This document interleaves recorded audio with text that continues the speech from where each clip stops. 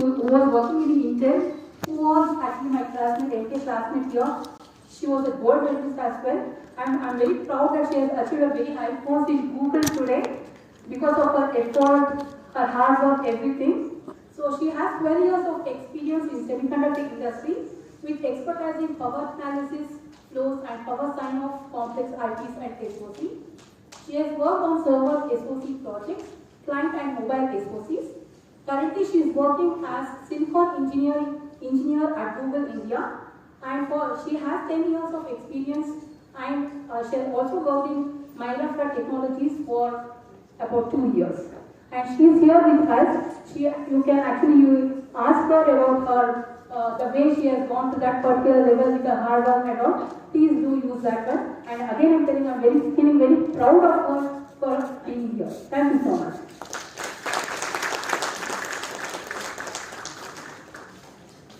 I'm welcoming her to this.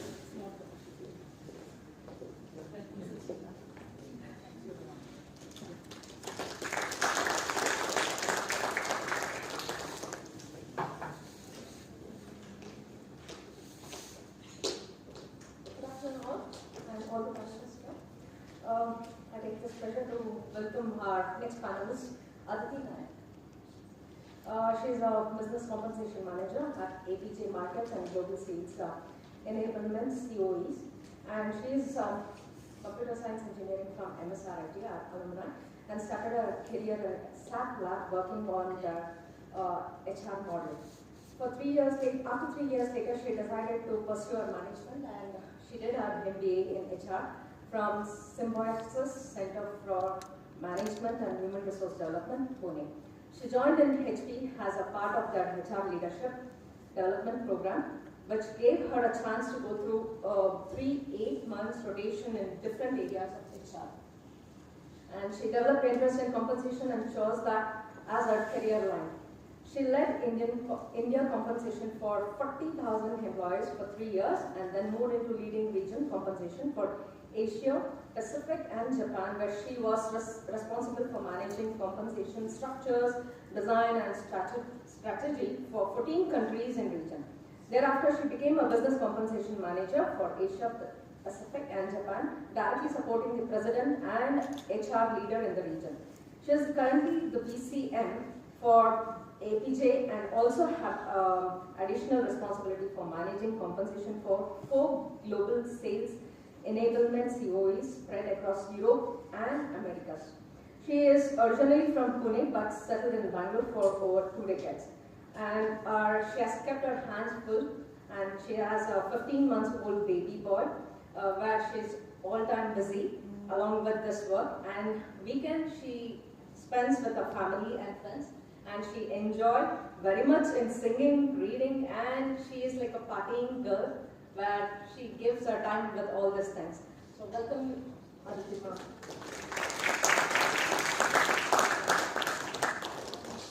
Lots of care and love to you. We welcome you.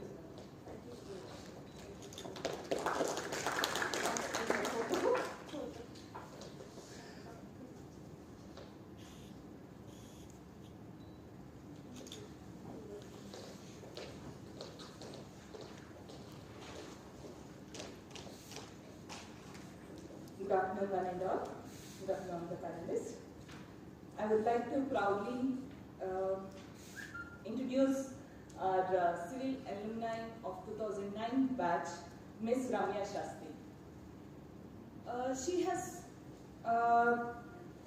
a decade of experience in the various areas like research, designing, conceptualizing, executing the projects under various prestigious companies.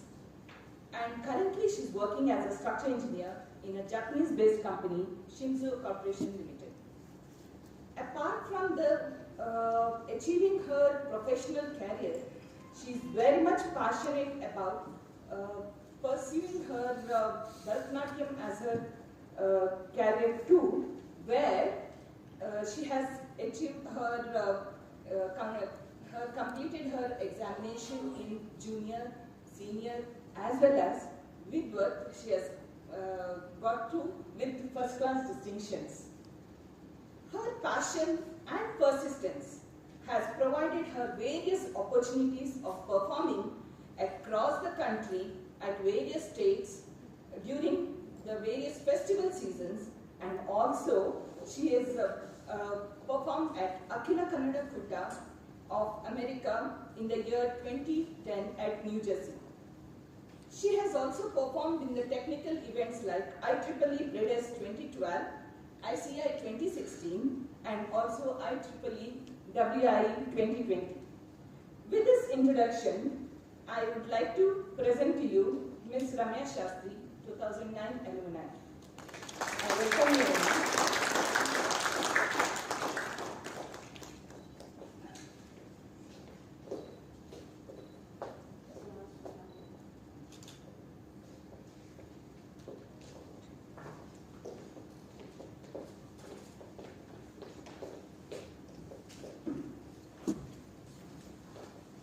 Good afternoon to all. It's indeed a very pleasant opportunity for me to introduce the alumni. It is with a lot of pride I would like to present that one of the panelists, alumni, Anusha Gangadhara. She has a very strong technology experience of close to a decade in healthcare platforms and in medical device industry, leading business critical engagements across the product development sectors. She is an alumni from MSRIT, Medical Electronics Department, and holds a master's in electrical engineering from National University of Singapore. She believes and is passionate about driving affordable technology with no compromise on safety and quality across the healthcare continuum. She currently works with Philips Healthcare in driving quality and regulatory compliance for new business acquisitions in the HealthSuite cloud platform.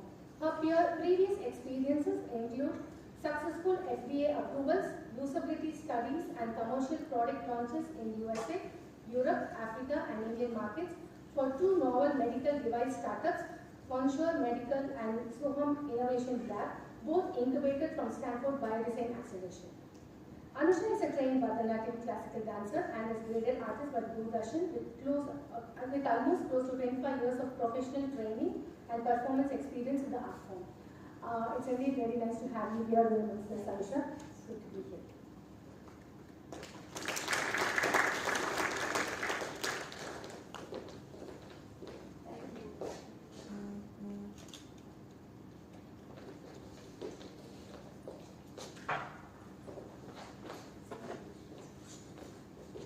Thank you everyone for introducing our alumni, esteemed alumni and families for today. So we'll start the session right now. So I would like to request each one of the panelists to come forward and share their life journey, that how they have achieved their career path and what are the challenges they face during this entire journey. So over to you. Let's begin with Aditi.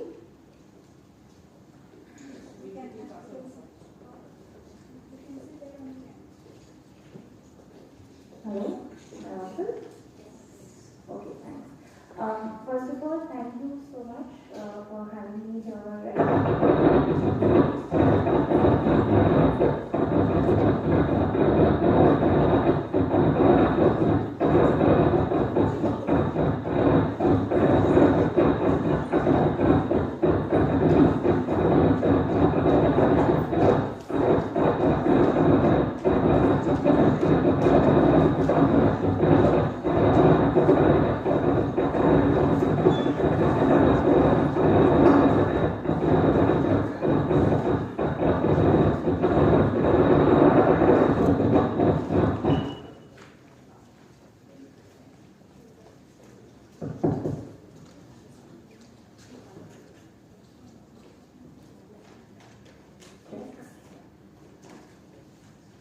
Seems to be working fine now.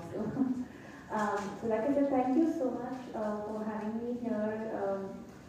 I'm humbled to have got invited as an alumni to a college which actually gave me the foundation to where I am today. So thank you for the warm welcome as well. It's a privilege to be here speaking with all of you. So in terms of my career and how I've made it here, I'm actually a computer science engineer, so I started off my career thinking I would probably go on to do a lot of design and development in my chosen field. And therefore I joined SAP back in 2007. I joined them in their HR development team, and we were working on developing modules in HR. After about a couple of years, I felt like, probably this is not the line that I want to pursue long term, and the fact that I was building solutions which had impact directly on people and impact on their pay, impact on their salaries and different aspects. Kind of got me thinking, and I felt like maybe I wanted to pursue a career in human resources, and therefore joined Symbiosis Center for Management and Human Resource Development in Pune, and I did my 2-year MBA in HR. Post which I had the privilege of joining HP. I'm still with HP now. I joined HP into their HR MAP program, and it's been a fabulous journey with that company since. Moved through various streams of HR. As in newbie joining the company, they gave someone like me an opportunity to get a flavor of different streams. So whether it's mergers and acquisitions, it's HR business partnering, compensation and benefits, to a certain extent talent management, building programs, gave me pretty much widespread exposure. And I coupled with my engineering background and my interest in compensation, I thought I would pick up compensation or total rewards as they call it as my career line. So there began my journey really with the field of compensation. I led compensation for India. At that point of time, HP was a really big company. It's not the HP Inc. and HPE that you see today, but it was Hewlett Packard, one big company. We had 40,000 employees in India, spanning product, services, functions, and all of that. So I did about 3 years of managing and leading compensation for India, which involved everything to do with building pay structures, understanding programs, market benchmarking, the supplemental pay policies, bonus programs, equity, and all of that. And then I kind of decided to move into a regional role where it was a very different kind of focus that I got. Managing 14 countries in the region and working with the leadership in the region at HP. The way HP is structured is you've got the MDs and presidents really of the sales groups heading the companies in the respective countries and regions. So therefore I got a chance to work with the president in APJ. And I continued doing that and reached a point where now I'm the business compensation manager for the markets in APJ as well as some of our global sales COEs. It's been a wonderful journey, but it's got its own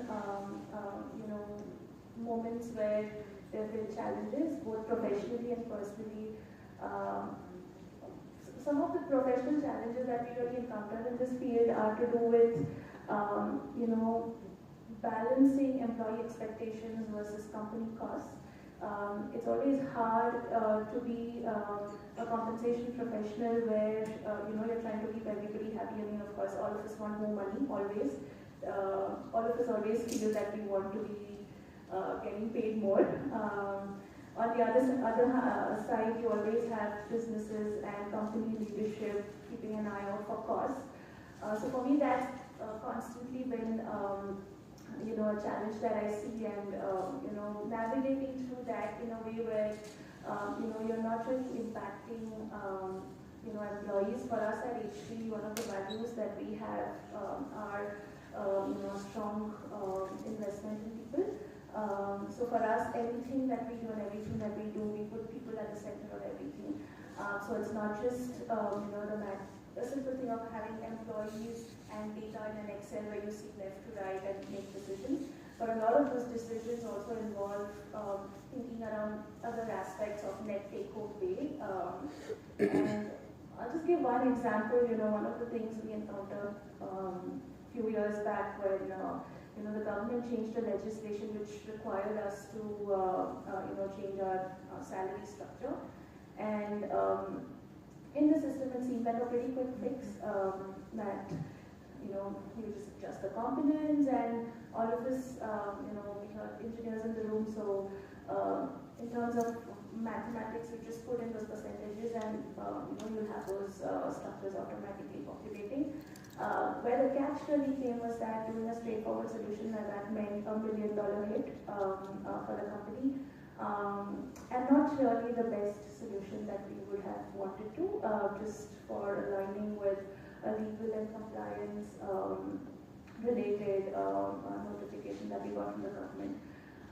It therefore required a lot of modeling to be done, different scenarios to be worked out, various splits to be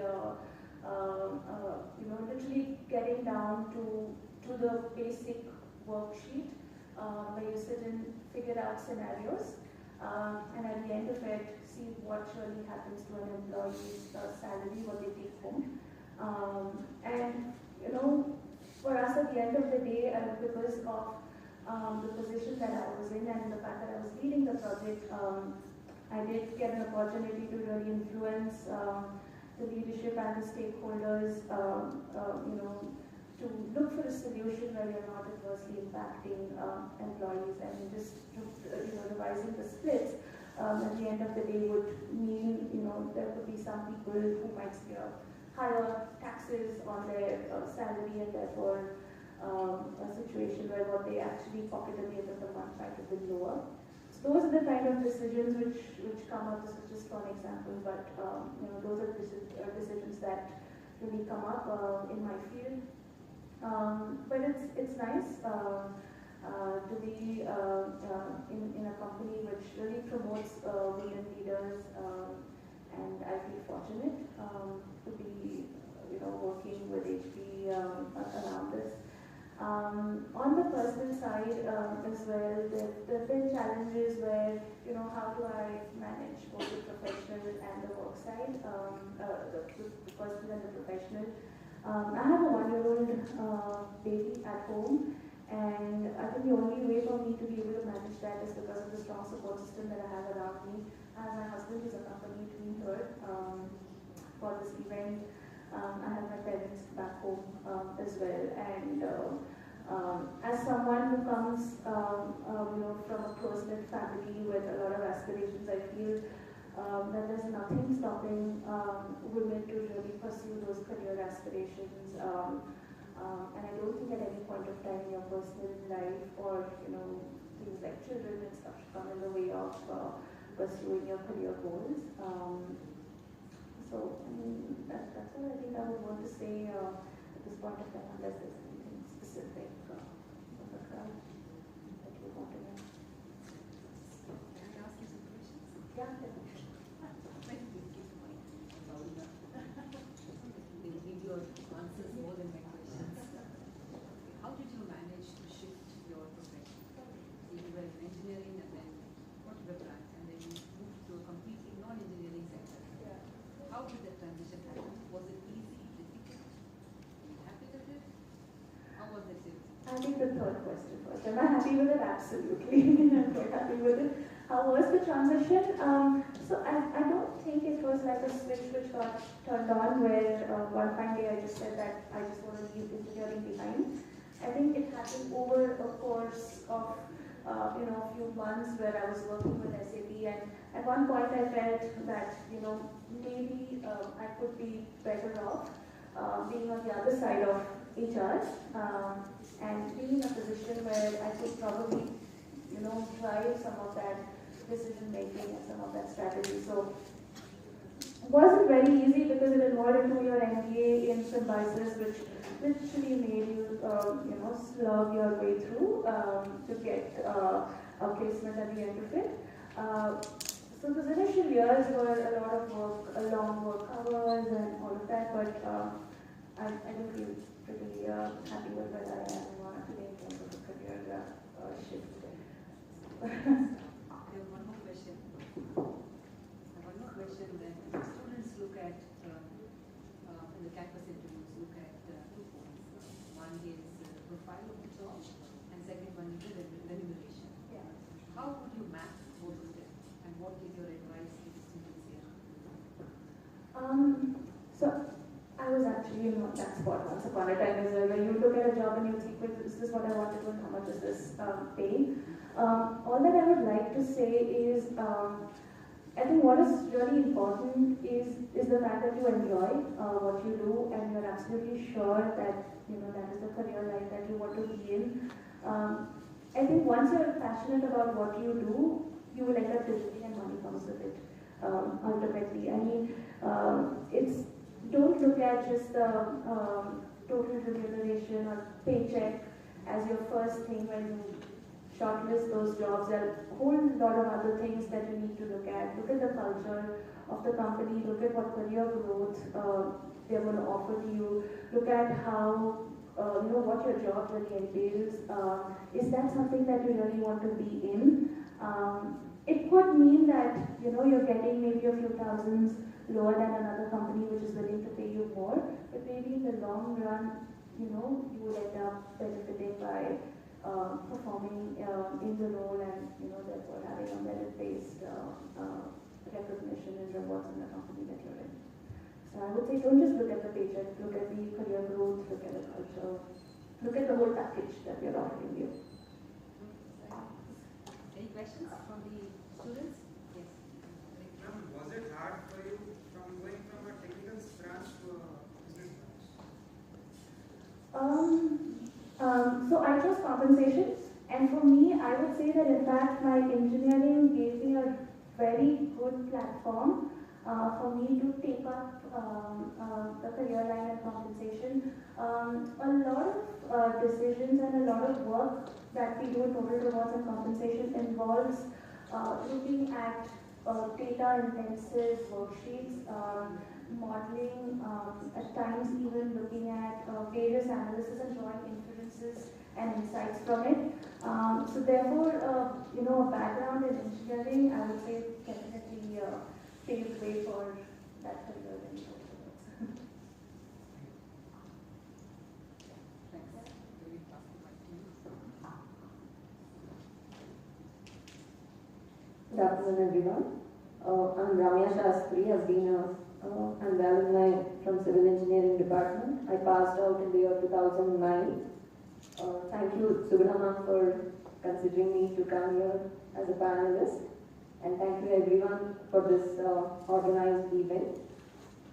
I would like to share, I think I'm the youngest of here with the experience, but I would like to share how my professional life came across. 2009 or 2008-9 was the year where recruitments had hit a bottom. So I was placed in Infosys. I went there for 2 months, but I figured out that that's not where I belong. So challenge number 1. Do I leave Infosys because I don't have a backup? I don't have another job to come back. Challenge number 1. 2 months I spent there. Then, thankfully, I had a supportive family. They said, yes, if you're not happy, no point being there. I came back, searched for a job. It was really hard, let me tell you this. That time, I don't think so. The internet and recruitments, we didn't have a LinkedIn then. So it was a challenge. I think I was searching for about 3-4 months. Then I started working as a research assistant at Indian Institute of Science in the hydraulics department. I was working on live projects where I used to assist the scientific officer with respect to the design of valves for most of the government projects, which was handled by L&T, TCE, and other engineering companies. So that was my first job, where I spent about 8 months in the lush green environment. It was not a very fast flow experience how you see in the any of the industry. So that was a good learning for me, or just to start off, because many are very sure what they want to do in life, which field to go. I was one of those who take time to figure out like what I want to do. So it was a opening for me, like what does the industry offer you. So after 8 months, all the live projects were over. Again, I had to search for a job. That's when it was quite some time I was thinking I should move to the industry. And again, a couple of months I had to hold, prepare. Preparation was something which was happening every time. So then, again, I joined a contact company called Ambient Controls Private Limited. I joined there in the vision of being a design engineer. So I gave the interview as well. But since I was a fresher, it is hard to, it was not a very big company for them who had a separate design wing or separate planning team. It was like in small companies, good or bad, everyone have to do end-to-end work, at least in the engineering division. It worked better for me because it gave me an insight or I could explore the different fields inside the engineering division itself.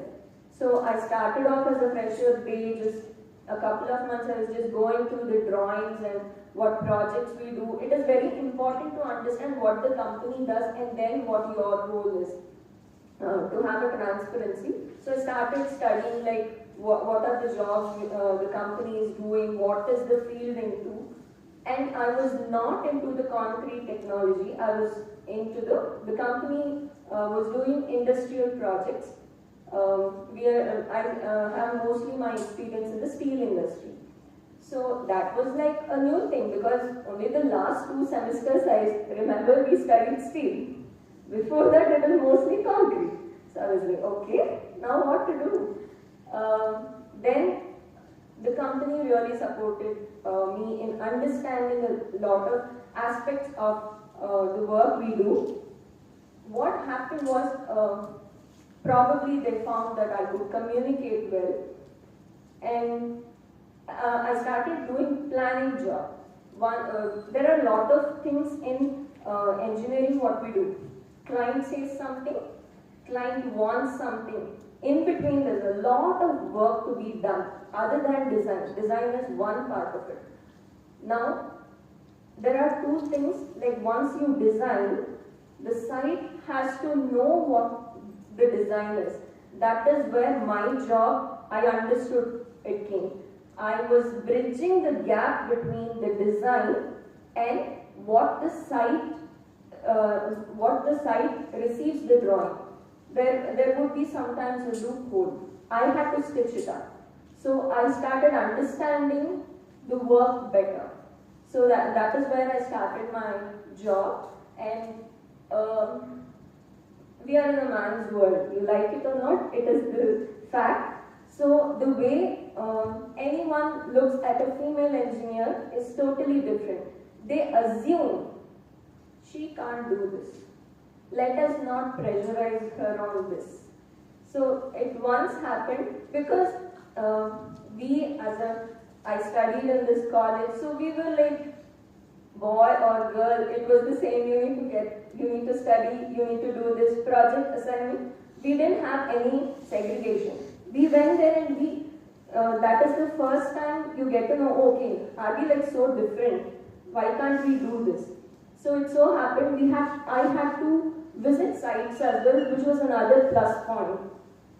Because only when you go to the sites and see what job is happening, then only you can understand what to design. So it's a two-way which is very much required. So I went to this ITC factory and we were, I think, taking up some retrofitting job we had to replace the roofs. And it was a steep roof. So we had to get into I don't know if you all can understand, this cage ladder. You need to get up, go on the top and then visit and come back and see what is done and how to do it, what should be done and how to do it. So they, even my colleagues also felt like, okay, you stay down, we'll go up and check and come. I said, I'm not come here for a trip. Let me also just go see. So that's when I think we should not let it one way. Okay, they are not allowing us. Why should we wait for someone to give us an opportunity? When you get such opportunities to understand, so you can offer yourself, like I will also go and see, I will visit. So that's when they also get a confidence like, okay, she is capable. So that one thing I understood that day. So after working in that company for about 3 years, I had various kind of experiences. I was exposed to, I was sent to meetings with architects and clients. That was really important for me because I would directly know what the client needs. I'm not just given the information, okay, you do this job. I would go to the client with, we would have various sessions. I was working as a project coordinator. So I could analyze what the architects are doing because we were a purely design and construction company, design and build companies. So sometimes we miss what the client wants and what the architect wants, and we do something which may not be in line with their intention.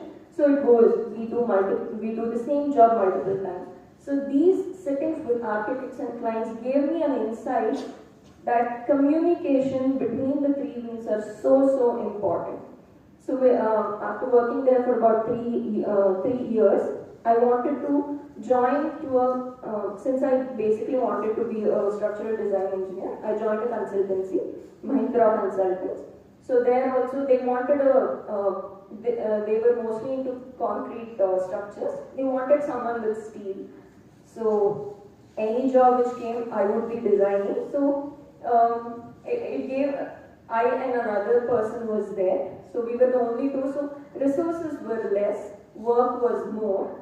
So that is again a challenge, how you are going to do, how you are going to do the many projects what you are coming your way. It is so important because in steel, more than concrete, your visualization of the project is very important. Only when you visualize, you have an understanding of the project, then only you can detail in it. Details in steel industry is also higher than concrete. So unless the engineer understands what to be done, they can't tell the draftsman what they should be doing. So that was another challenge which I faced. There I worked for about 2 years, and then I had a break, and then I joined my present company, Shimizu Corporation Private Limited, as a structural design engineer. Here, my role is very specific to only, it narrowed down to only design and project coordination, only within ASME, that is architecture, structure, mechanical and electrical, only these four. So we need not have to go to the site to see anything so frequently.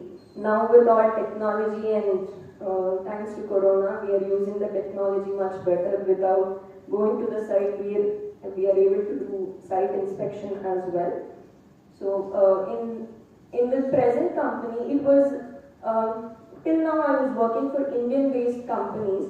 So working with Japanese style was little tough for me because when I was working with all Indian companies, you're used to the fast flow of work.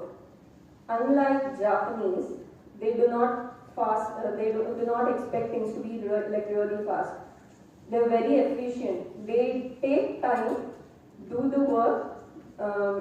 They give you enough time to not make mistakes. After that also, if we make mistakes, it's our fault altogether. So the style of working suddenly from a fast pace to a slow pace was really difficult for me to understand why.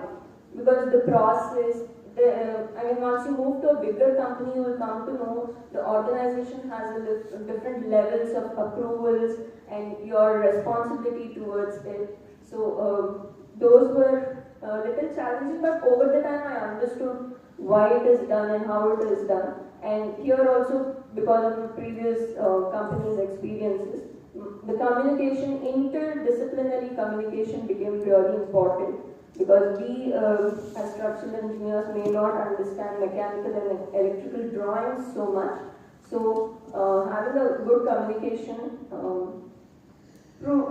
it is really important so that we don't make too many mistakes. I remember one of my project managers used to tell, client can make a mistake, architect can make a mistake, structural engineer can make a mistake, draftsman can make a mistake, site engineer can make a mistake, but the person who is welding, or the person who is pouring the concrete, person who is doing the shuttering, only he cannot do the mistake. Because probably we are going to roll out the sheets, the drawing sheets, but we can change it. But once the work is done, you have to only dismantle it. So it's our responsibility becomes to more there.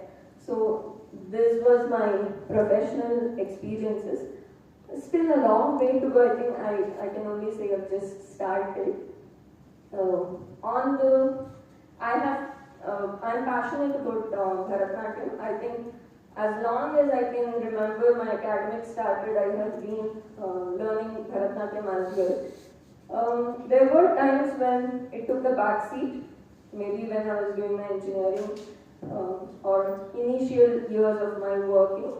I was fortunate enough in 2010, I was selected to perform in Akka in New Jersey.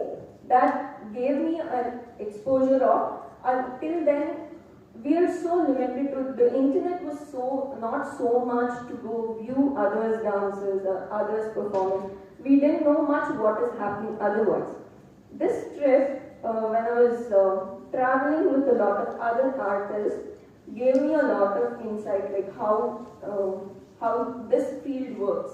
Because at least in that field, unless you are there, seeing them, watching them, how they do it is very difficult to understand.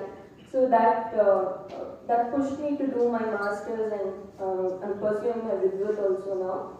So after that, I started taking it a little seriously to take it to the next level. After that, in 2015, once I finished my masters, I started teaching on my own. I have a dance school, Shiva Kanya Natyalaya, where I teach students as well. So teaching is another field altogether. So with like 7-8 years of experience in professional life, working, learning, teaching, that became almost my life. So it was hard sometimes. We can't do everything every time. So it was a learning for me to understand when to give importance and priority to what. So sometimes I failed, sometimes I succeeded, but over the time we learn. That was my experience. So I would like to highlight one more thing. When I was starting my career, I was looking for a job. One of the recruiter, I think it was an independent recruiter, I just approached them to know if there are any openings anywhere. What he told me shocked me a lot. He was like, why are you looking for a job in an industry? I mean, being a girl, why don't you go for teaching is your job? So I was thinking of two things. I am taught under a lot of lecturers who are male, and they were like proficient professors, and then I never realized that teaching was a gender-based field. And secondly, I never understood how can anyone take teaching so lightly, because teaching is I come from a family of lecturers, so it could have driven me to take it up, but I never thought teaching was an easy line as well, because I've seen all my family members working so hard because they are responsible for what the students are going to learn. So when that person gave me such a suggestion, it made me think, where was it written that which profile is gender based? So I think I ignored that, but that thing stayed in my mind for a long time. So this is my experience of professional, and dance life. Thank you.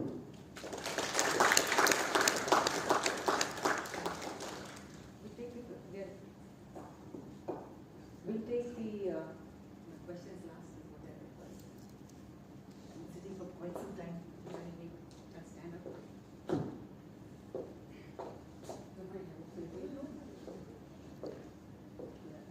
It's nice to be in the college where I studied. It's nice to be back.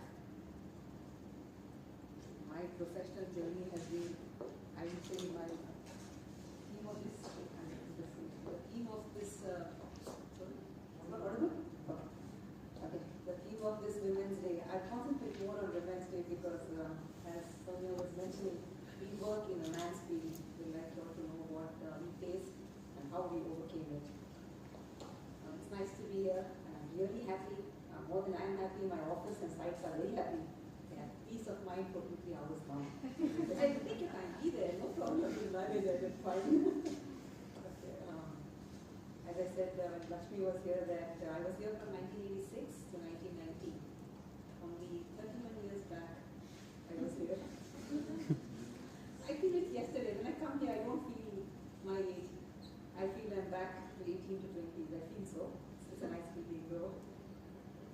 I spent my crucial formative years here, and I carried with me not only what I studied. It was not much. I only had fun. And only later to realize that it was a mistake. I should have concentrated more on my studies as well. But yes, I missed the bus. Fine. Yeah, I spent my very crucial formative years here, and I carry with me a lot of good memories and some wonderful friends I have from here. I would tell you all that keep in touch with your friends who you have here. My friends have been with me through my thick and thin, through my journey, and even they are right now a phone call away. I realize the importance of friendship from this college. And thanks to the WhatsApp groups now, you can keep in touch. We also, like others, have our class groups. Where we also have a full class group, we also have a separate class group, and we have a third class group only for the girls. I'm sure all of you do the same as well. So the main class group, every single year, we ask them, why do we have Women's Day and why not Wednesday? I'd like to throw the question to you all. Why don't you guys have Wednesday? Sorry? Yes? You're not audible? Go ahead, go ahead.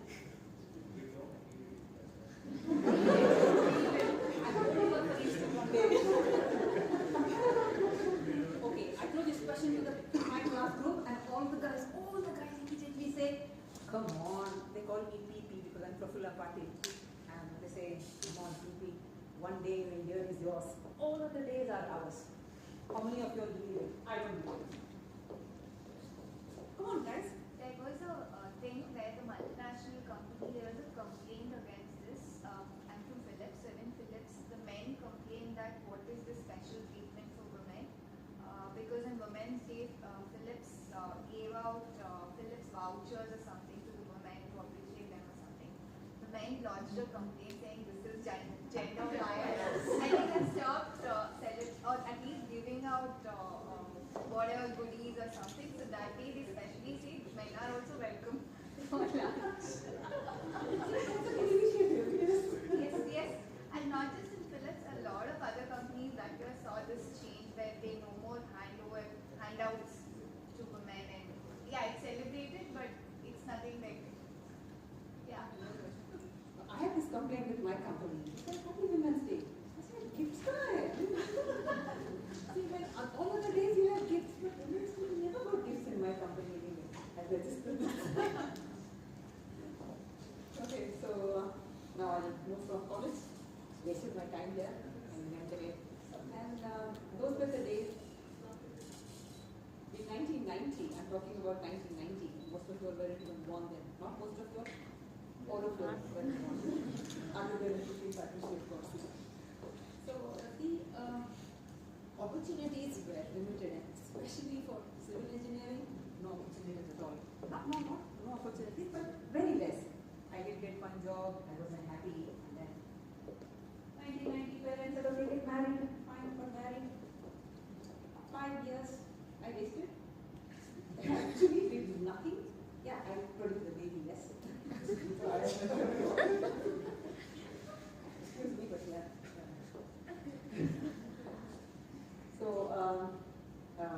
years, yes, that just went past, and then I realized one fine day that, oh no, I was 27 years old, and I didn't know where to go, and I wanted to be independent.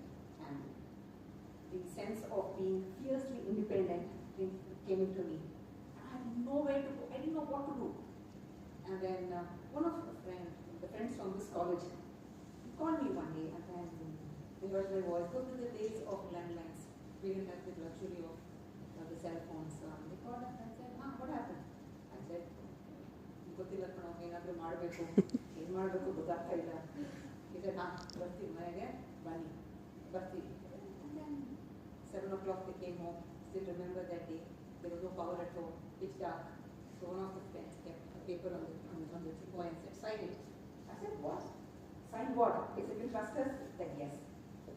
It was an MBA entrance exam in Central College. So I had to sign it. I said, okay. I just signed the paper. I signed the application form. That signature of mine that day, without reading the application, it was completely filled my reference and given to me. Changed the course of my life. So I still owe a lot to the friends of the college and here in this place. I went back to college when my daughter was 3 months old, and this was in 1995. And it wasn't an easy journey. It wasn't difficult either, because it all depends on what you tell yourself. So I started I did my MBA there. But before that, I'll tell you where my actual journey of challenge, choose to challenge came. It happened here in this college. 1986, July, I came to this college for the first day in college. And I came from a small school which had 50 students in one class. So first to 10th, we have 300 students only. And then I studied in my first and second PU in Maharani's College. This is the Maharani's Girls Government College. And then for me, moving to Ramana's was like, graduating from buying a Maruti 800 straight to a Mercedes, or rather than a Lamborghini. And I came walked in and so happy, and I said, I felt that I was so successful in life. I walked in, I saw, and the first day of college, not much happening. And first day went through, and second day, I walked in with that same I'm walking. And I came to the main gate, and there were 4 students standing, and one of them said, hey, you. And something serious dawned on me. I said, oh no, this is going to be nagging. And I was told, I was advised that if somebody calls you, just go and answer the questions. And I went there. And there were 3 guys and a girl. I still remember the girl's name, but I won't take it here. And they said, I had long hair, and I used to plait it like with plates. You can see old Kannada movies. I used to braid it up, and then she told me, not bad. The girl told me. Then she said, and it was not oil though. She said, you have to oil your hair and braid it and come. But the guy with her said, no. I want you to leave your hair and come tomorrow to college. And they threatened me, saying that if you're not this way, you're going to face something very serious. I got so intimidated. I said, oh no. And then I went to the lab, some introduction happening there. I went into the lab, and then I went home halfway because I felt so demotivated. I felt so intimidated. It was so frustrating because I was like, well, gone. And I went and told Mama, I don't want to study anymore. I'm okay. I'm second PU, Maharani Science pass. I'm okay. I'll do something else. And my Mama, who happens to be SSLC pass, which was big for her age, for her third generation, she says, no, I want you to be a graduate. You have to go. And I didn't want to. And next day I didn't go to college. I stayed at home. And the next day Mama said, she said, open the door, she threw me out. She said, you sit down in the sun or go to college. I made both the options, and I thought, okay, it's better to go to college. At least there's some shade there. We have a lot of trees here then. I came to college, and luckily, those demons weren't at the gate. They had better things to do, I suppose. And it wasn't that bad actually. Then I realized one problems that we think are not as big as we make them to be. There's the bull by its horns. You have to do it now, or you have to do it later. You have to do it one day. The earlier, the better. So choose the challenge for me started July 1986 at MSRM campus. Let me come back to my work. So I did my MBA, and after that, what? I had to work. I wanted to be, honestly, financially independent. And I completed my MBA in Sydney College. And then what? I didn't know what to do. Then in desperation, I took up a job for selling insurances. Imagine a civil engineering graduate with an MBA, then I'm talking about 1995, and taking up an insurance job, selling insurances. I just wanted to do something. I realized something that, I call it a pedal and a reverse concept. If you are a pebble in the river, the current of the river will take you forward. But if the same pebble is outside the river, on the banks of the river, the same river current will push the pebble aside. Ever noticed this? It's the pebble in the river concept. And I thought I was on the banks and the current was just pushing me off. I had to get back into the river. So I took the insurance job. For the first day they said, Madam, Gomanali Gogbeku. I had a kinetic Honda. I said, okay, went to Gomanali. Then after that he said, Madam, Jalalali Gogbeku. I said, what? They are in two different directions. I said, okay. The next day he says, Madam, Whitefield. I said, that's it. I was 29 years old, mother was a 2-year-old, and I couldn't take that stress. I'm not saying women can't, but I couldn't. And then I thought, what do I do now? I sat and thought, and then I thought, let me do a job that is okay. As somebody advised, Sonia advised me as well. Take up a teaching job. I said, not bad. Anytime my friends would call me a shadow box, I might as well make use of it. I took up a teaching job. I actually enjoyed it, and I realized what goes into it. I completely agree with you that teaching is not something that you can take lightly. It is something that it's not only about your profession, but a lot of responsibilities on you. The next generation is on you. How the next generation shapes out depends on you. I did that, and yeah, I enjoyed it. I was teaching management. Thankfully, not civil engineering because I was civil engineering. So one term into the college, I realized I wanted to get back to the industry. How do I get back to the industry? A lot of you all going forward in life might face a situation where you're doing something, for some reason you will take a break. Either willfully or just comes upon you. How to get back? I'm giving you all, scenarios how it was way back then. Probably your parents will tell you this. So I wanted to get back into academics. It's easy. We were told it is easy to get from industry to academics. But getting from academics to industry was very difficult. I said, okay, we used to have newspapers, and the job offers would come up in newspapers. There used to be, I think, a Friday, and it used to be called classifieds, and it would say wanted, something similar to criminal. Wanted, a civil engineer. It showed me so many years of experience. Please tell me happening one time. I can go on and on. So I said, wanted a civil engineer. And he said, okay, I was checking and nothing suited what I liked. Finally, there was one ad that said, wanted a general manager for a production-oriented company with 25 years of experience. Okay. I was 28 then, 29, and with 25 years of experience. And I thought, I need to do something different, something out of the box. I applied for the job. And because I was a lady, and I was about 28, and I applied for the job, I was invited for the interview. And the interview also came as, post, unlike emails now. I went for the interview, and I had no clue what the factory or the production line was about. I believe there are two things. Either you know or you don't know. Or you know it, or people who know it. I went to the interview, and there were about 6 gentlemen sitting, and then people would go to interviews in full suits and shake their hand. And I asked one of them, so they looked at me, and then normally when you go to interviews, what you do, you check who's the next person. We're all like competitors, right? And so one of them asked me, he looked at me and he thought I had come for the receptionist position. He had little sad. He said, oh, okay. I realized, okay, that was his assumption. And I asked him, what is this industry? And the guy was working in the Middle East. He had come here for this position.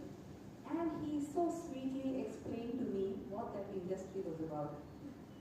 Okay, I was in Japan, so information. Very small. So he explained to me what the industry was about. I sat in rapt attention and listened to it. Had I sat in rapt attention in my college days, I would have gone pieces. I listened to that because I'd already missed the bus once. I couldn't afford to miss the bus twice. And then I listened to what he said. And when my turn came in, because like, you know, the previous day before the exams you studied. How many of you are studying before the exams? So we are all champions at it, right? So anything that you learn in short term, you remember and then blurt it out. I went in there and blurted out, and that managing director was quite impressed. He said, oh, not bad. So those days you didn't have Google. The access you had was libraries or, you know, hearsay, people. And then he said, yeah, but then you were in 9.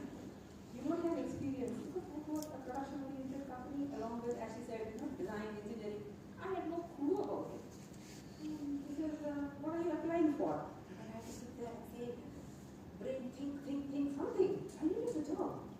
Then I told him, sir, you called for general manager operations job. And I knew that they were constructing a factory. And then 2 years of MBA had taught me, they had glorified the importance of sales and marketing. Really glorified it. And I told him, sir, you need somebody to sell your product. I'm there. I'll sell it for you. And you know, we done a lot of project studies and all where you put fancy words, and I told them that, okay, you need somebody to sell your product. And by the time the plant is up and about, you need to have orders in place. That managing director said, yeah, you're right. Yeah, come on. I got my first job. So that was quite interesting. Yeah, I did well there. I was in the company for 7 years. No job is big or no job is small. Since I had started very late in my professional career, I had to run fast. I would actually do all the jobs that I could do. Even if it would be, you know, if somebody dictates to you, you write it down and go key it on a system, like what a secretary would do, I wouldn't hesitate because that taught me communication. Because somebody is saying how they think is what they dictate and how you write. So it was, we were never taught communication in college. How do you write letters? Nothing. So here I would do everything. I would go to the accounts department and say, you want any help? No, but it was a startup company, very few people. So they said, okay, any help was welcome. So I learned imports way back then. Documentation in imports. I learned taxation. I learned engineering. I learned production, billing.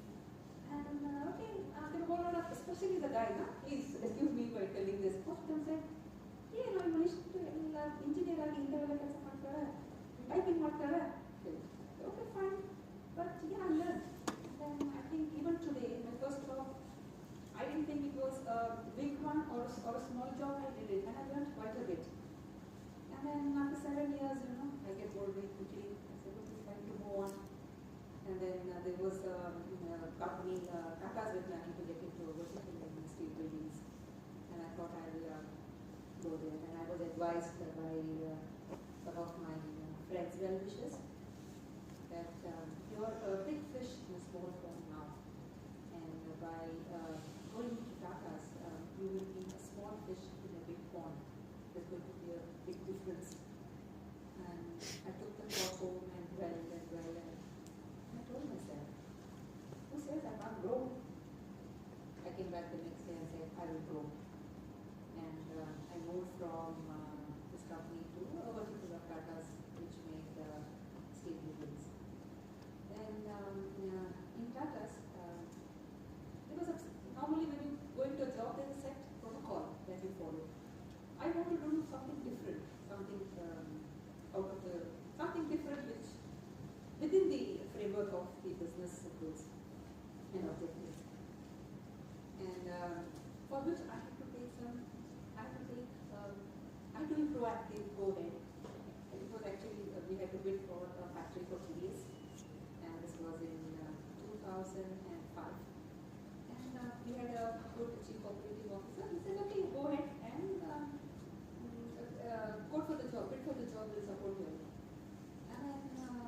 sell it internally first. So when I went to sell it internally, that was a big organization and this vertical. It's a big vertical. I went in and then they saw a girl there. And they said, what did she know? And I agree with you again that women are not supposed to be technically sound unless you prove otherwise.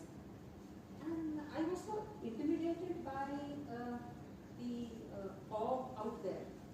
It was a conference room twice as big as this.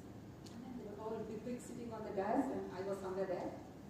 And they actually hammered me down. They didn't let me talk. And when I came back, and I told our CEO, sir, I couldn't sell it internally. Oh, I got one class.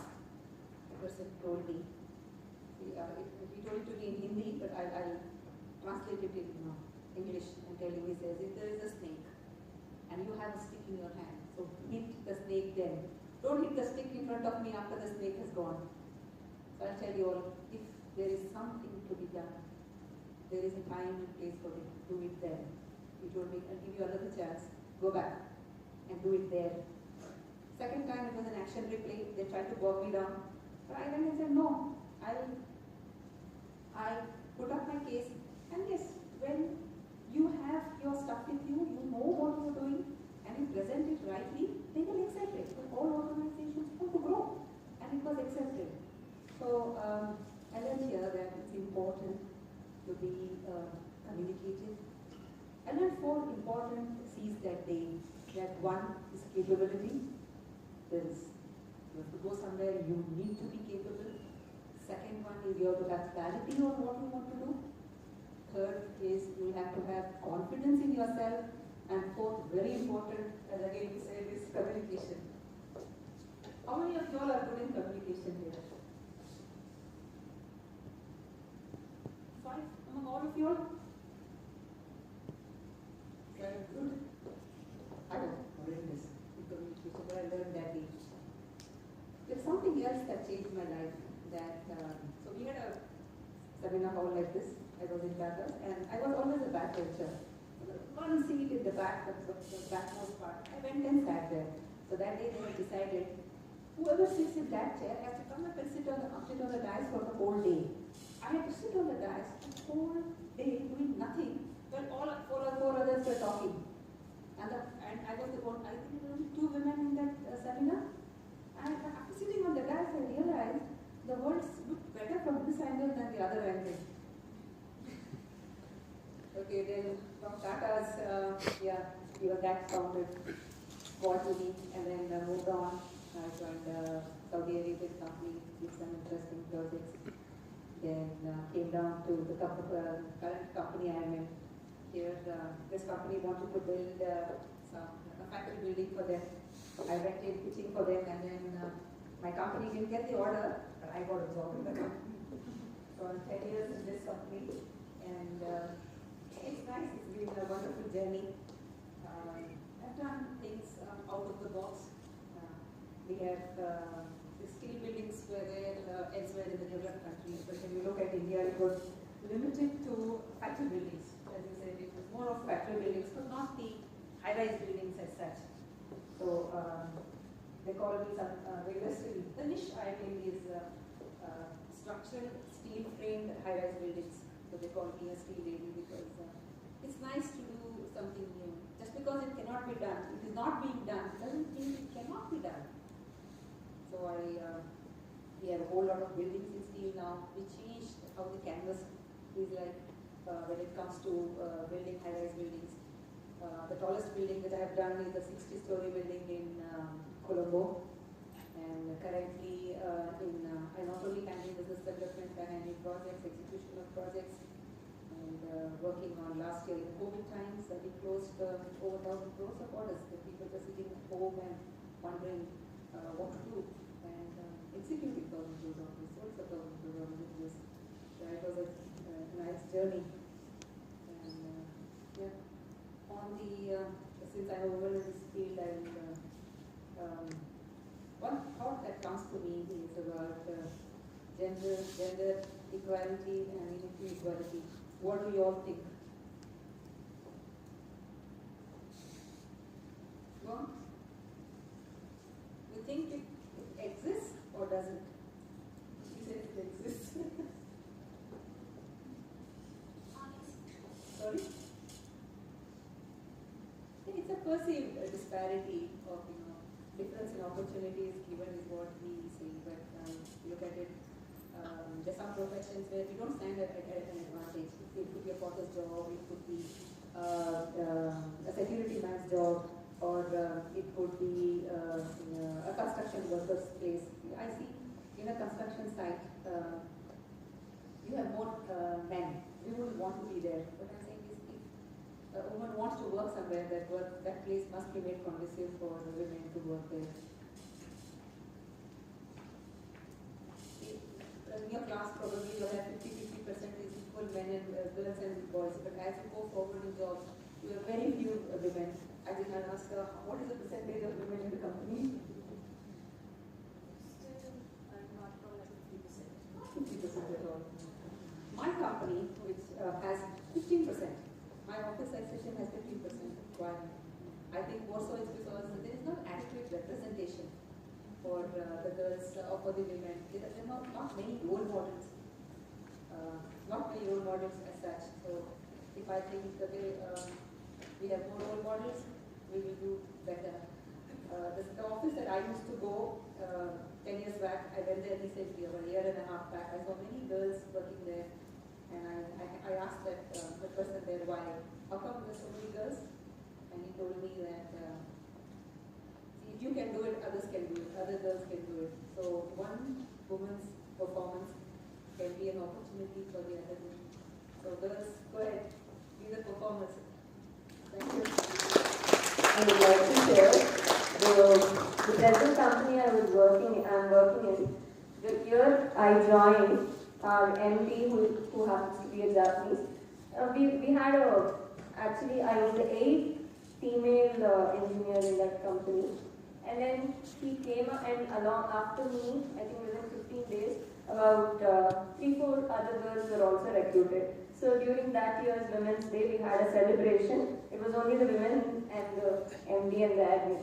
So he told a very important thing which actually motivated us. I don't know whether he meant it or not. He told one thing: you are not here just because you are female. You are here because you're worth it. So that, I don't know whether he meant it really, but really it motivated us to do so. He told that like till then we had a female employees of about 10%. So he was telling his aim is to improve it to about 25%. Now we are about 18 to 21 female employees in our company. We're happy about it. Good afternoon, everybody. Is it audible?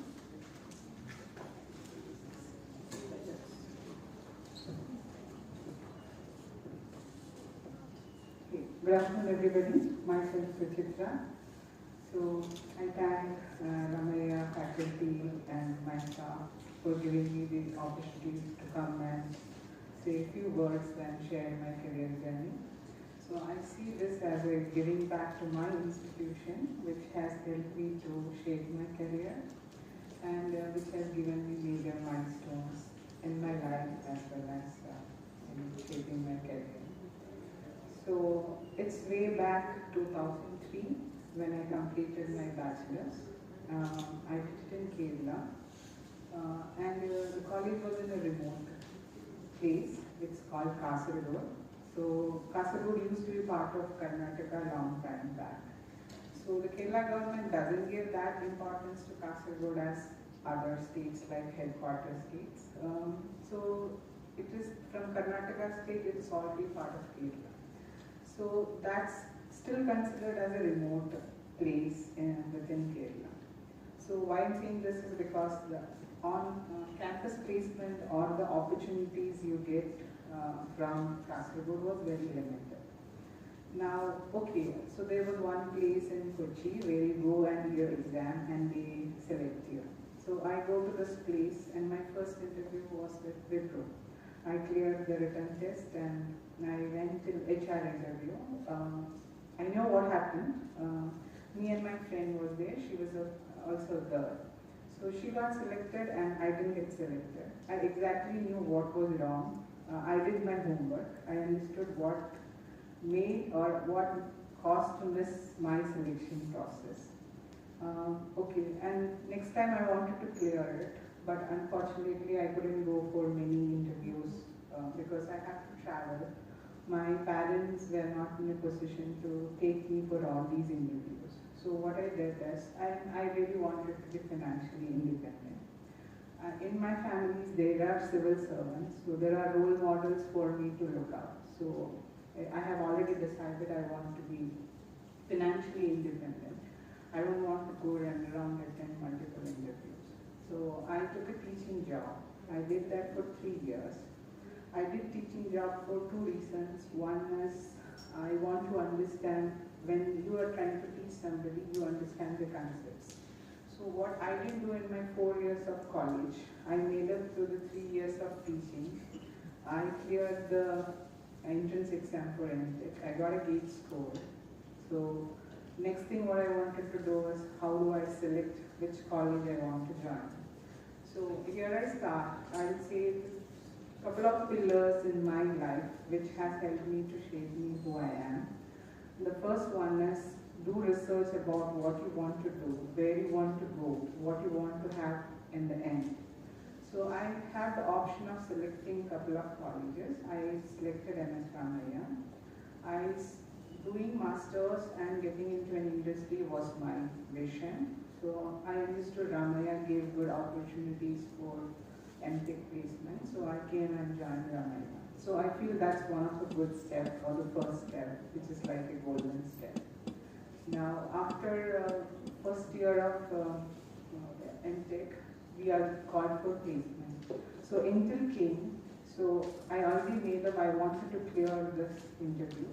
So there is no looking back on this opportunity. I prepared. I got cleared for the internship. Now, I got 1 year internship at Intel, all looked good, everything good, new stuff. I was the only girl in a 50-member team. Not that Intel didn't have many women employees. There were women employees, but not like 50%. But the team I had was fully dominated by men.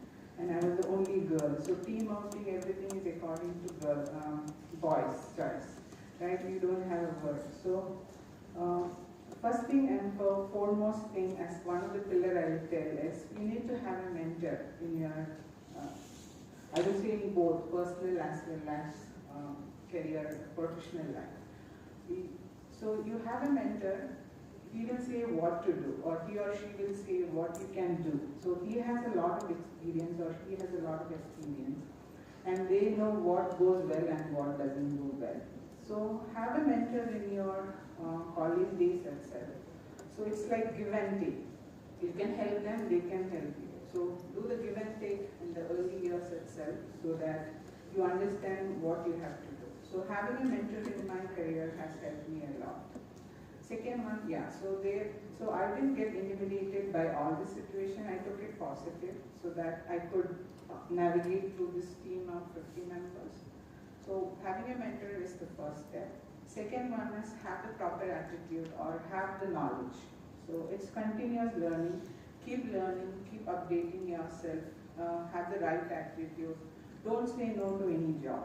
So even if you're out of the job, I still remember because of your networking, because of your character, because of how you work, how you approach a problem, you still have a lot of, okay, this work, I know who I can give this to. So it should be that kind of attitude. Okay, this problem, I know she can solve it. It can go to her. So create that. It may not happen on the first day. Keep doing it, it will happen. So second one is attitude, continuous learning. Knowledge brings in respect. So keep updating, go through LinkedIn, keep networking, go attend external publications, do it internally. You know, a lot of us do a lot of work. But when it comes to presentation or when you have to present it to a wider audience or when you have to write a paper, we always take a step back because I feel I have done my job. Why should I go and put that extra effort to do a presentation or do a marketing kind of a thing on what I have done? So don't do that. Remove it. Go and present and publicly acknowledge that you are capable of doing this. Go relentlessly towards that. That's my second pillar. What works for me may not have worked for you, but I'm just saying what went well for me. So the third one is, you will fail. Don't think that you are welcome with the red carpet everywhere. You will have a lot of challenges. It's not always red carpet is going, oh, okay, come, let's do it. No, don't expect that. You have to fail. Fail and then rise. So I feel it is better to fail in the beginning than failing later. You have to anticipate the failure at any time, any point of time. Fail, it is okay, you understand where the pitfalls are. Next time you will make it up. So do that. And fourth one is, whatever you do with full heart, right? Okay, I want to do, I don't want to do, no. Have a long-term vision, work towards that and go towards it. So after the first year of internship, I was selected because I think all things helped me to have a good impression on my second level and third level of management. And my second level already told me, even before completing the internship, told, you are one of the hired for my team, you are definitely in. Are you interested in taking up the offer? I told definitely I would like to work for the company. So around 2016, that's like 8 years with an Intel. I thought by then I had my baby and she was 1 year. I told maybe I need to take a break. I think it's too much for me. So, or at least I'll take a break and see what happens. I took a break. It was just 1 or 2 months. I felt no, this is not what I wanted to do. I don't want a full-time break. Maybe I can do, I can give my 75% and 25% for the baby. So I started a job. I took up a job in a startup company. Also, since you have worked with people and you know how you work, people were ready to give me the job. So I took up a job in a startup company where I went to another company, and from there it was very hectic, but still I didn't give up. I started working like 10, 12 hours, and then still I could make it up. Then again this networking and how we worked some time back helped me. Again, Intel asked me whether you want to return back. I told why not, because the other company was very hectic with the baby, I couldn't. So I returned back to Intel again, but in a new role and a mature role. So when I say mature role, it's more in terms of the responsibility. So it was good, 3 years down the line in Intel, all good. So women are encouraged to do more and more. It is not like you don't have, you are treated as women and you are not able to do. Always throughout my career I felt if you work hard, if you have knowledge, if you do the merit, if you have the merit, people will respect you, people will give you more responsibilities. Even if it doesn't work, don't be disheartened. Give patience, be patient, be consistent, be determined. This is what you have to follow. Things may not turn in a day. So you be patient, don't be disheartened. Even if you fail, don't worry, you can make it up. Okay? After that I got an opportunity with Google. So it's been only 1 month with Google. I work as a silicon engineer at Google. So I wish all of you good luck. Always keep the spirit. What I choose to challenge is challenge on myself. I challenge my weaknesses, I challenge my time management, I challenge my communication skills, I challenge my presentation skills. Keep working on that, because those things are in your control. Things which are not outside of your control, you cannot influence them, you don't have to spend too much time on that. Always skill and excellence will be deserving proper respect. So keep doing that. Thank you. Hi everybody, I'm Anusha Gangadhara. Thank you so much for inviting me today. I graduated in 2012 from medical electronics. I remember, I'm feeling very nostalgic coming back to the university after about 10 years now, almost. So I also am very passionate about classical dancing. So most of my time I would be at the HOD's office requesting him for leaves so that I could continue my dancing. And then I remember going to the teachers and saying, can you please give me retest because I missed something because I was performing somewhere and things like that. But overall the 4 years was a very good foundation. Medical electronics, when I graduated, we didn't have a lot of opportunity here. I know there are branches like chemical, medical electronics where you don't have as much a scope or opportunity like the ones that computer science or IT field has. So going with the flow, like following the crowd, I also wrote Infosys, TCS, Accenture, whatever came. And I cleared all 4 and we had the option only to take one. So I chose CTS. So I worked with CTS for about 6 months. I did not like it because I had studied medical electronics while here I was trying to use Unix or operating system, which was very new to me, so it was difficult. So then I applied to National University of Singapore for my master's. I got through along with a scholarship. So that's where, you just realize that going out, living on your own, for me it was my first time living out on my own. And then here, I had graduated as a gold medalist. So when I went to NUS, I realized I was a frog in the well. In Ramaya, probably you know everything and all that, but you just realize all over the world that like people are selected in NUS, they come there, you just understand that probably what you know, what you don't know is more than what you know. So that is something, that was a big eye-opener. I juggled my master's with an internship in a university campus there. Luckily for me, I was sponsored by the Stanford Biodesign program, which again brought me back to my core field of biodesign. So that's where my whole interest of understanding how a user need is defined, how do you go about developing that product, what is the kind of safety measures that goes into the product development cycle. So I was introduced to all of those aspects of the entire cycle of medical device development. So then after that I graduated from NUS.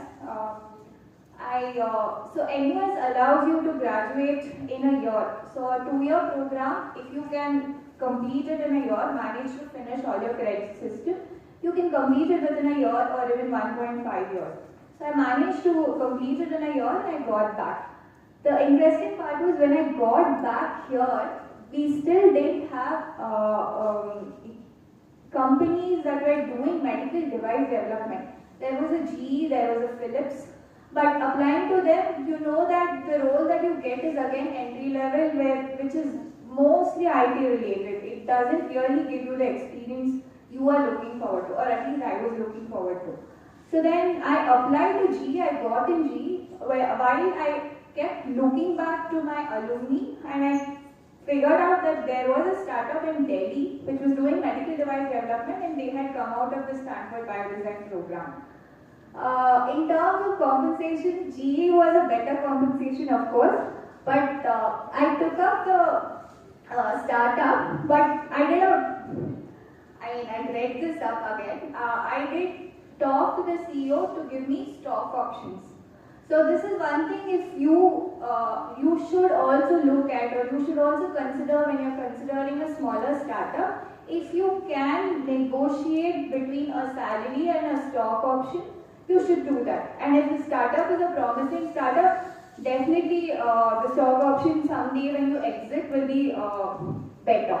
So this is something that clicked for me, and I chose stock options and a smaller salary compared to what GE was offering me, which is a slightly higher salary.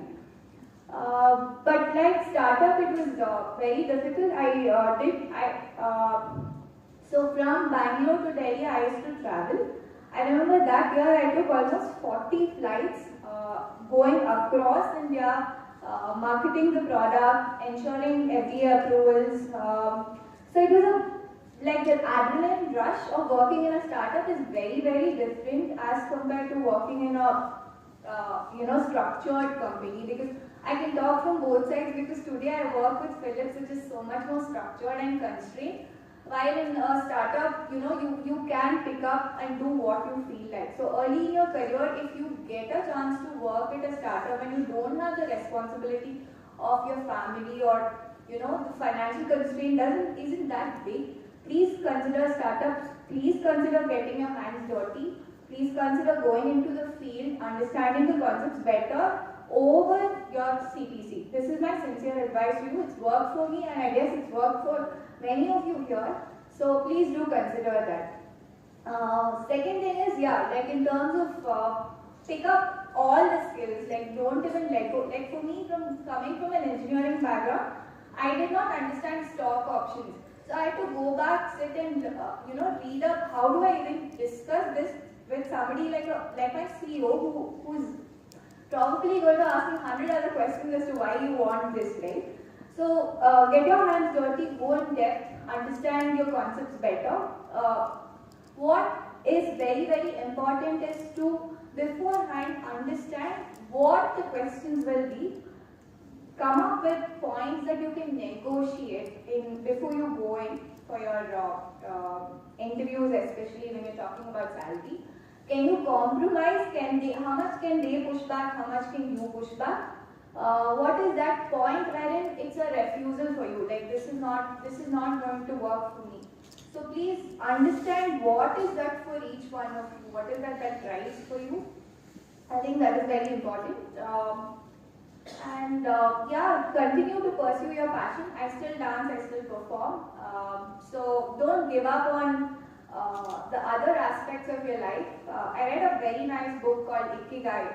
So where you can pursue both if your work actually leads you to a place where it's your passion and your work, and you're making money and you're making helping the world, nothing like it. I am also trying to still figure out in my work. For me today, because I'm so much into medical electronics, making a regulated, safe, compliant product which is affordable.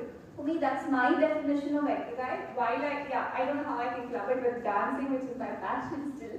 But somewhere figure out a sweet spot for you, which helps you wake up every day in the morning and look forward to going to work, and not just go into a factory mechanically and try and get frustrated.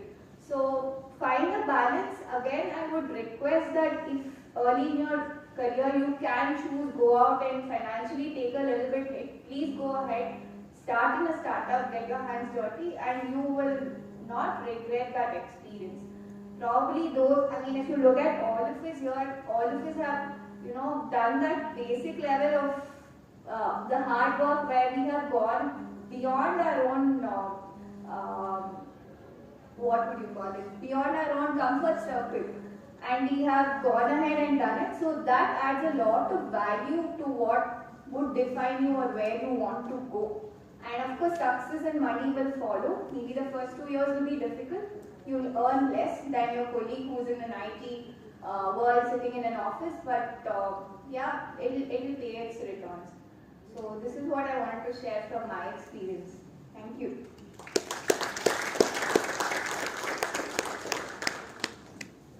Questions from the audience? Students rather. You are an HR person here. If I were your, as I said, man, my CV.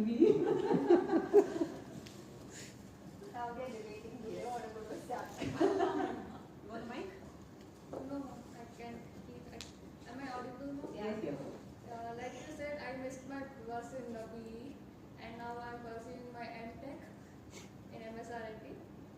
So my question is, I get into a dilemma where I feel like, what next after MTech? Will I get into an entry level job again? And again, did I make a mistake by not taking up a job and coming into MTech? And this sorts of demotivation and motivation, I'll be juggling around it. I can answer part of it, what she's done.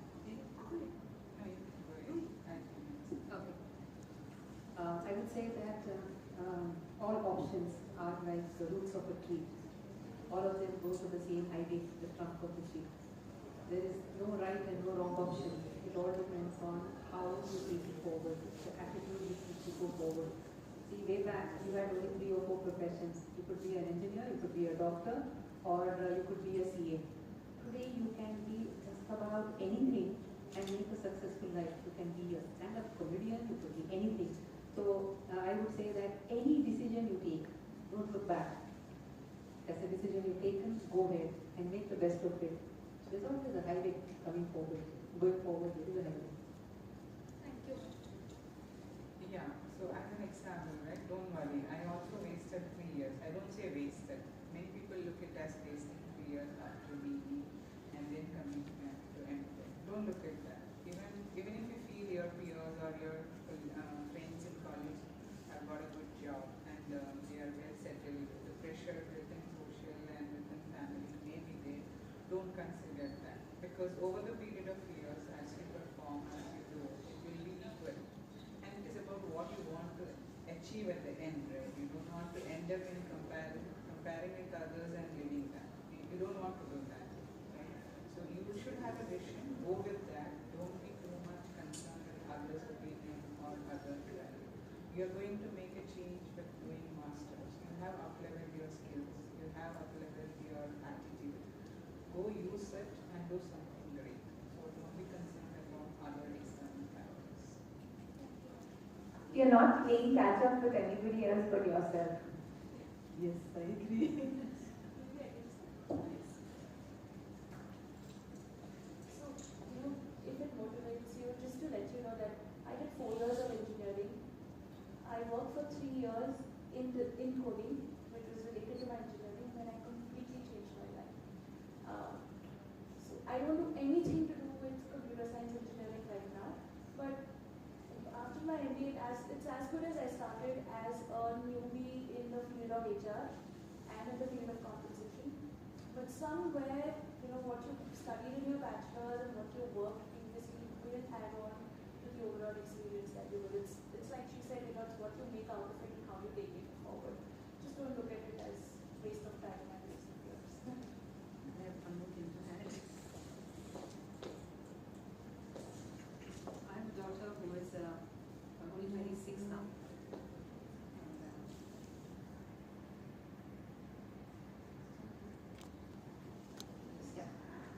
She did her electronics and communication. I'm trying to do it, put her into technical MS, MBA, what? And we put down we made a chart, saying, putting grading systems and all that, what possible things that we could do. And then we decided, okay, fine. Neither I nor she decided, somebody else decided for us. Says, okay, why don't you do the MS in computer science? She says, and actually my brother decided. And she says, Mama, I don't even know how to code. She said, no, go ahead. And she went there. So, undergrad in electronics and communication, went and did her MS in computer science. And as I said, what do you make of it? And in a year's time, she landed herself a job. Because that's what she made. She went through her journey, and I'm sure what you were mentioning is, it's very different out there as it is here.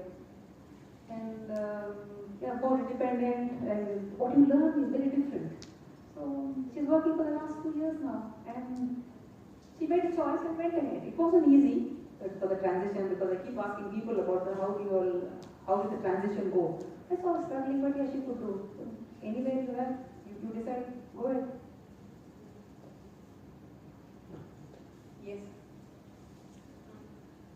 Can you hear me now? Yeah. All of the female students sitting here, we are going to be standing on the backs of women like you who have paved the way for us. So, what I want to ask the members of the panel is, do you think big companies like yours are doing enough for women? And if you personally feel that you are doing enough for your women colleagues and the women who come after you? Okay. So, the harsh reality is when you go for an interview, there is no reservation category here. Women don't have reservations. You will have to perform as well or better to get selected, and that is recruit? See, organizations look at productivity and when they are looking. So some organizations can say, okay, we celebrate Women's Day and stuff like that. But when it comes to giving a special treatment as such, no, you will have to fight your own battle. Is there anything else that you would want? I mean, is there any suggestions from your side? No, we don't want any special treatment, ma'am. Like that's obvious. But after going there, like maternity leave, there's a lot of bias and there's a lot of. I know this is concerning HR. Yes. So she took the mic. Am I audible? Not as you can. Okay. So I'm not going to answer this as HR, but I'm just going to answer this specifically to your point about maternity. I just came out of maternity leave last year. I have a 15-month-old baby boy. It's not been an easy journey to maternity and delivery and post-delivery. To answer your question, a lot of us go through this in our minds. Is this going to affect our career? Do I need to take a back seat? It went through my mind as well, to the point where I was offered a promotion and an opportunity to move to Singapore, and I said, no, I don't think I can do it because I'm on the family wave. And I actually thought that it's gone, maybe I'll have to wait till my maternity gets done. To my surprise, 3 days later, I had my boss sitting in Singapore calling me and saying that, thank you for being transparent and telling us why you refused the opportunity, but we still want you to do that job. Do it from Bangalore. I mean, it's a region role, you can do it from Bangalore. So I feel as women, there's nothing that stops us. And I don't think we should be building barriers in our mind to tell us that now I want to have a baby and therefore 3 years I'm not doing anything, or say no to things. I think opportunities materialize if you make way for them to, and if you allow yourself to be open for them to come your way. So I don't think you should be worrying too much about maternity or what.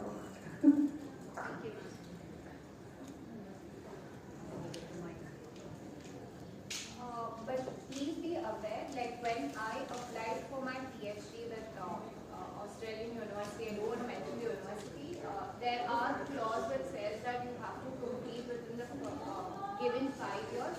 So if you're planning for pregnancy or it's not entertained. So I'm not talking in terms of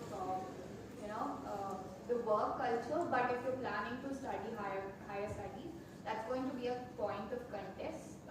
Second thing is startups don't have the same policy that the companies like established multinational companies have. If they have employees lesser than 20, they won't even follow the guidelines that's given by the Indian law. So you will have to then balance out and pick and choose what is that is more important to you, whether it's your family life or career, and you can slowly transition to a multinational company at that point of time when you're figuring out that you want to also have your child. I remember one of my cousins when she was going through this post-pregnancy stage, Bosch had offered her half-day work. So there are companies, so she didn't have to take a break. At that time, they didn't even have the 6-month compulsory break. It was the 3 months. After that, Bosch really, that is because of the work she had previously done. See, everything is management dependent. How you are, what work you have done in the team, how important are you a critical resource. It all comes down, they will give you opportunities, like she said. She was still offered the role to do from Bangalore because they know what she can bring onto their table. So it really, just because someone is a female or a male, there won't be any special treatment. It's all what the work you bring onto the table. So if you concentrate on that, if your team is accommodative, the company will surely, I would not say all companies does that, but there are companies and they could give you certain other leverages to take.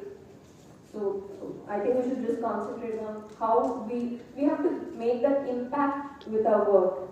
only then they will consider. I think it's too early a question to be asking or thinking about, right? At least for you girls. Can you say that just how policies are modeled, keeping women employees, it's just, we feel that being in college and hearing about our big sisters or cousins, we feel that there exists a lot of bias, and even as students, we are already scared to enter into the industry. And hence I asked the question.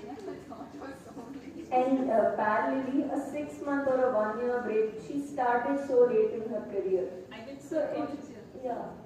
So she started late in her career. A break of, I have taken an 8-month break or a 6-month break. It really doesn't matter. Just because you took a 6-month break doesn't take away whatever you've learned or what job you've done. So a break is okay. Not like it. Yes, organizations do have certain, not a lot, certain relaxations towards the women employees. Yes. Not to the extent we would like, but yes, somewhere. Yeah. Okay. She has signed the non-disclosure agreement. I think after last year's, everyone was forced to stay at home. Companies like civil industry, where we had no clue how we can work from home. For tomorrow, it's been 365 days since I've been working from home. So now companies will explore options of how you can remotely work in an industry like civil as well. So you never know, good things might be on the way. Would like to hear more questions from you all? If I was there, I would have given one after another questions to come. Yes. What are the difficulties you faced in working in foreign countries? Language barrier you might have faced. Yeah, but most of the countries, are English, have English as the main language should be fine. But if you go to some European countries, yes. Japan, yes. But then Japan in particular, you have some issues. But then English becomes a language. The normal language is fine. Other than professional, if you ask me, if you are a vegetarian, you go to Europe, you have it. I used to lose 4 kgs in 15 days. I don't have to do any swimming exercises, but yes. On the professional front, rather than the language, I would say there's a huge cultural difference that we notice between different countries, from different countries. And my first working was with a Japanese company, and very closely worked with Shimuzu. So Japs have a very different way about going about things. As she said, they are slow, they are very meticulous in their working, and you can't make a mistake there. So Japs are very different, and they look at us saying, and we are, I thought I was a very arrogant and what I would say, not a refined person when it comes. They talk less and work systematically. So Japs are very different. You can't sit and chit chat with them. If you have to present something, it has to be crisp and they go ahead. One of the cultures I see in different countries is they decide on a system. Okay, they want to do something, execute a project in a particular way. They don't go and revisit it. It's done and dusted. While Indian company, halfway down the line, we say, oh, there's a better way of doing it. Okay, let's tweak our strategy. So different countries have different cultures. I currently work in a British company. The British company is very different. Maybe different in the sense, they way, okay, I'm envy him, he's quiet. Okay, so yeah, there are different countries, different ways of working. It takes what, 1 or 2 months to adapt. Will not be a problem, but it's a joy to work with citizens of different countries. There's this huge learning curve that you go through. You learn so much that every time you interact with them, there's something new to learn from them, which is good. So I would say it is, look at it more as an advantage, a plus point working with them rather than something that you have to be concerned of. Be elated about it if you get into opportunity. I think if you're flexible to and open to learning new things from different people, you'll have an advantage. And not to mention, you get to travel to those countries. Free of cost. For medical device, there is regulation differences. So each each country, I'm sure it's for all industry, right? They have their own regulations, they have their own governance for different standards.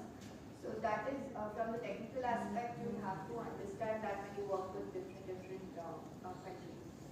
Like for medical device industry, which is a very generic thing, US follows FDA, Europe follows CE. We have our own drug control. Japan treats human anatomy itself differently. So yeah, those kind of differences will be there.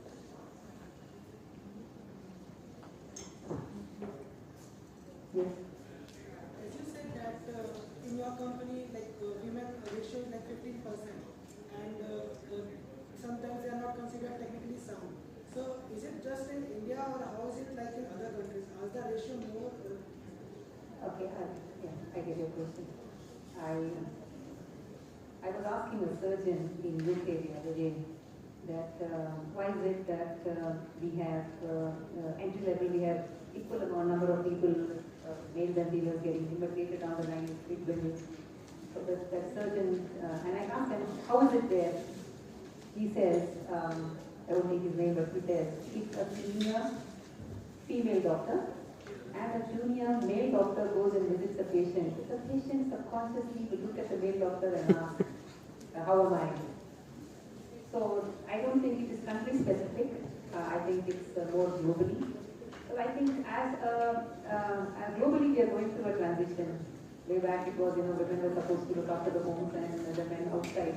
That transition is happening. It will happen soon. So it is global rather. Any more questions? I have questions for you.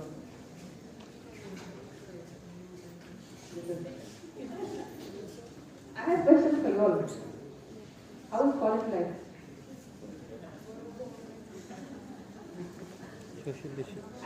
One of the best years of my life were in this college. So how is your college life?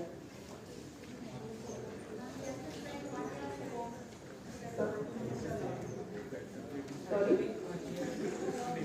Oh yes. How was that? Do you like it?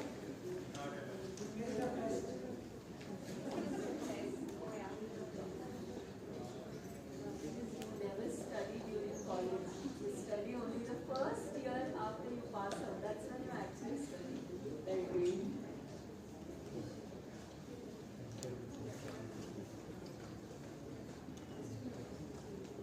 Any more questions? I think it's time to wind up.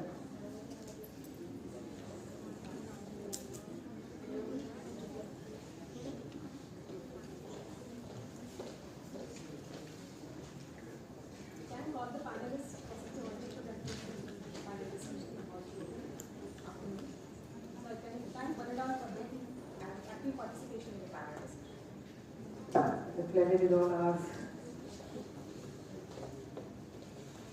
As a token of appreciation for the meeting, we would like to give a memento and thank you letters to all the panelists.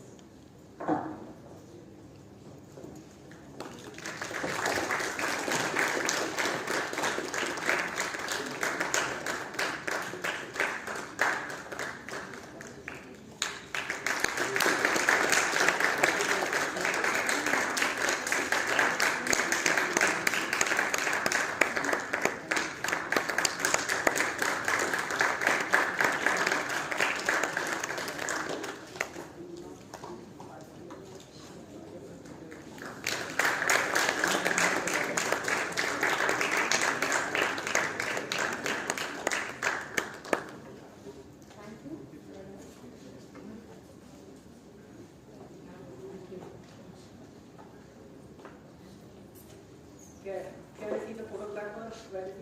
Yeah.